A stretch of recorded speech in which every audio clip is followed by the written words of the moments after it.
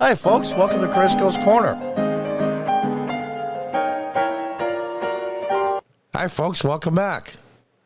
From Fox News, DOJ issues more than 30 subpoenas to Trump associates. The DOJ seized phones belonging to two Trump advisors. This is out of control.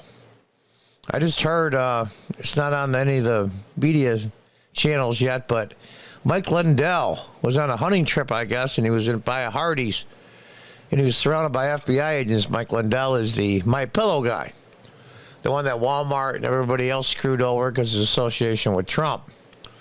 They wanted to grab his cell phone. I guess that he didn't give it to him, from what I gather. And I saw a brief clip of him showing a letter from the FBI. Now, the FBI actually gave Mike Lindell a letter saying, don't talk about the fact that we surrounded you and tried to seize your phone. And so he says, screw you. And he showed the letter. I'm not going to keep it to myself. You don't have the right to do that. And all of this comes from, in my opinion, and it isn't just my opinion, people a lot smarter than I think this all started with the Patriot Act. And I remember when I was a city councilman in upstate New York, we had talked about it at a city council meeting as we had a variety of subjects come up because we were pretty free thinkers when it came to subjects at city council meetings. This gave too much power and authority. And here we are, 20 years later, the next generation, 20 odd years later, the next generation of DOJ employees. And here we go. The Department of Justice issued a flurry of 30 subpoenas to aides of former President Donald Trump. A source familiar with the federal investigation confirmed to Fox. This is third world country crap, folks. When you have federal law enforcement doing the bidding of the current administration in the White House, that is fascism. The Justice Department also seized phones of two top Trump advisors in an investigation, which aims to probe Trump's unsubstantiated claims of a rigged 2020 election. Now, what they're saying is, I'll just finish this sentence, that dozens of new subpoenas mark a rapid escalation of pressure applied to Trump's camp by the DOJ. They're trying to say that they falsified documents to change the Electoral College vote when it was brought to Congress. Stephen Miller, one of the top aides to the president, said that we were going through the court system, and if the courts declared that those electors that were selected from certain states were done invalidly, unlawfully, we could change the electors to Republican Donald Trump. They weren't trying to make Mike Pence change them on the floor of the House. Not at all. They were going through the legal hoops you have to jump through to get judges and or juries or a panel of judges to say, yes, there was some things done that were not so great, and we're allowing the state to redo the electors. That's it. That's it. They were going through the legal hoops. And they had roadblocks, and even the Supreme Court said no.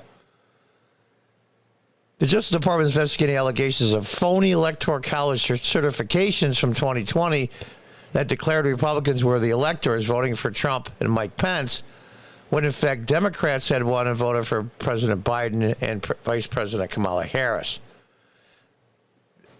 I get fake documents. You can fill all the electoral documents you want.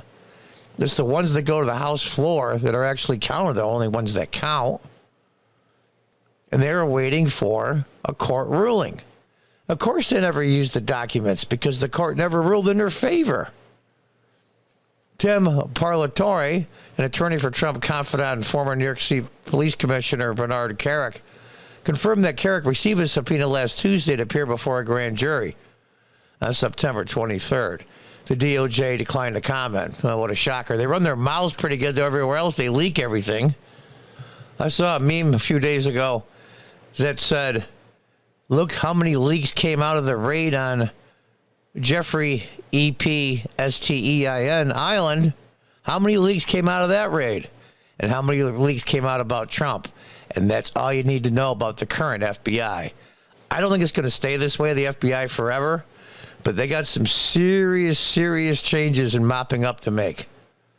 Multiple reports of allegedly fake documents obtained by a watchdog group, America Oversight, which included paperwork from slates of Republicans would-be electors in Michigan, Pennsylvania, Wisconsin, Nevada, Georgia, New Mexico, and Arizona.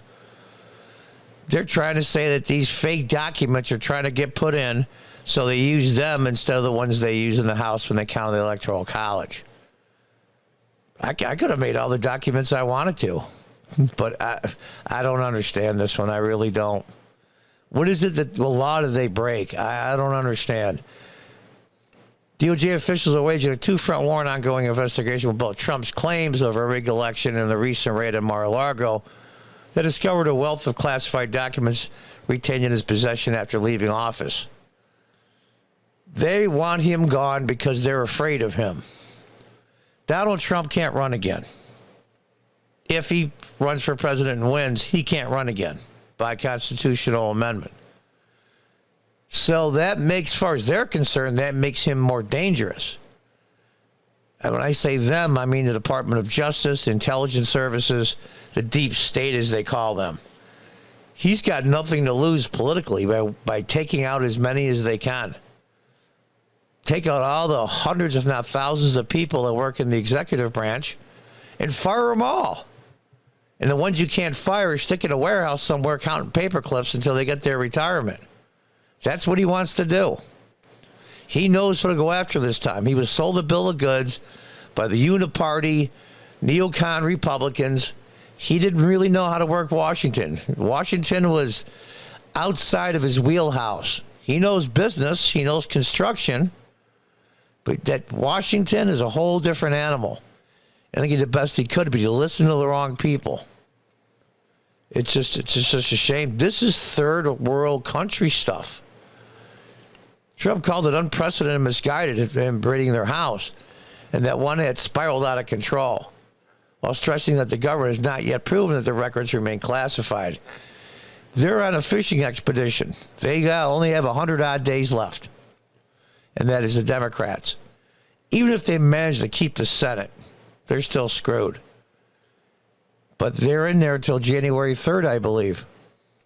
In a filing Monday morning, Trump's legal team said the Justice Department is seeking to limit the scope of any review of its investigative conduct and presuppose that outcome, at least in regard to what deems are classified records. What they're really doing is a secondary goal, I think, is to make it known to everybody in the United States, if we can't get Trump, if we can't stop him from running for president again, anybody that helps him at a high level, anybody that gives him aid, any lawyers help him out in his legal challenges that he has now, we will ruin your life. They call the punishment is the process, where you came before the January 6th committee. You didn't do anything wrong, and they know you didn't do anything wrong. But you still have to spend hundreds of thousands, if not millions of dollars in legal help, which wipes you out and ruins you financially forever. And they say, okay, next, have a good day. You're destroyed. Okay, next person we're going to destroy. They're putting the word out. You associate with Donald Trump, your life is over for all intents and purposes. That's what third world countries do. This is crazy, folks. I'm be 66 till November, and I've never seen anything like this in my life. Until the next time, goodbye and good luck.